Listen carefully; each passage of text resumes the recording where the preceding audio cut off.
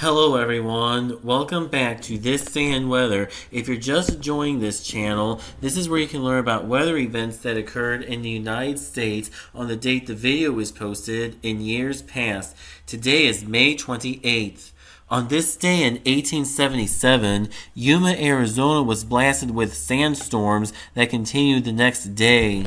On this day in 1880, a short-lived F4 tornado described as a funnel blazing with balls of fire touched down in Savoy, Texas. The business district and the northeastern part of town were leveled. The tornado killed 13 people in Savoy and one more just outside of town. The body of a deceased child was reportedly carried a half a mile. On this day in 1942, the latest snowstorm on record for the state of Iowa dumped 10 inches in Lamars, 8 inches in Cherokee, and 7.5 inches in Waukegan. High temperatures that day were only in the low 30s in parts of northwestern Iowa.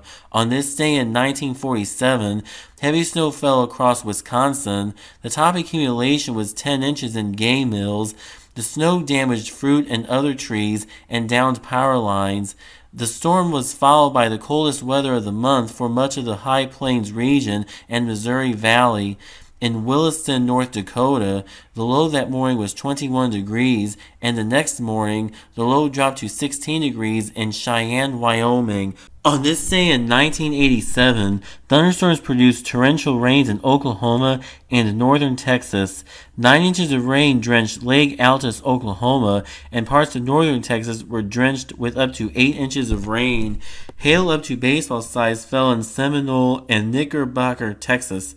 Central Oklahoma was drenched with 10 to 13 inches of rain the last 5 days in May, which forced thousands of people to evacuate their homes, many by boat or helicopter, and caused an estimated $65,1987 United States dollars in damage, which in 2025 United States dollars would equate to almost $183 million.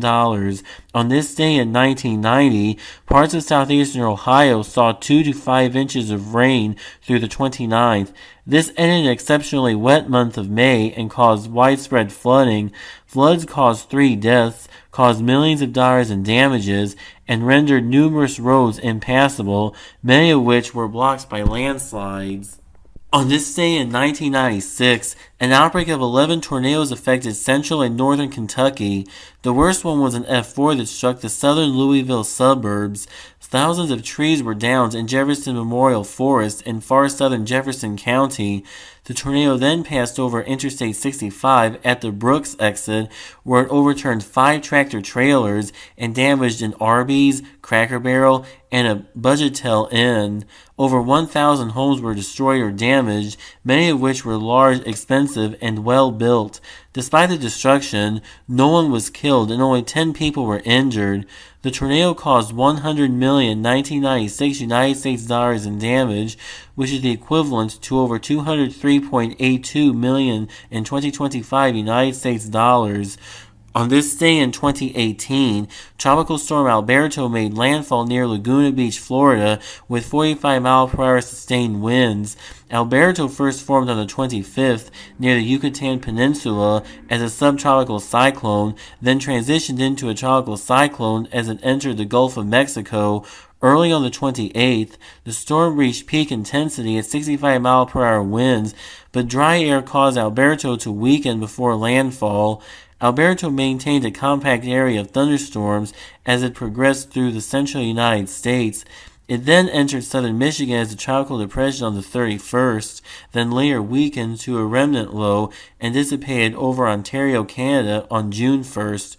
Along the path, Alberto dumped heavy rains, mainly to the east of its storm path.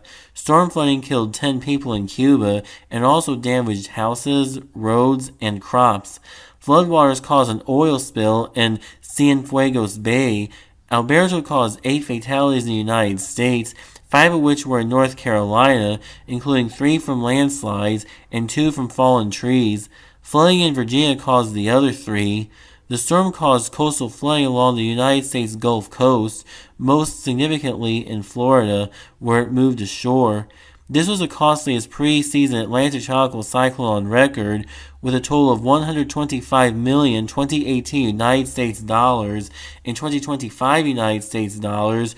Over $159.11 million would be needed to equate to that. That will close up this edition of This Day in Weather, but be sure to stay tuned in because whenever there's a new video, you will learn about weather events that occurred in the United States on the date the video was posted in years past.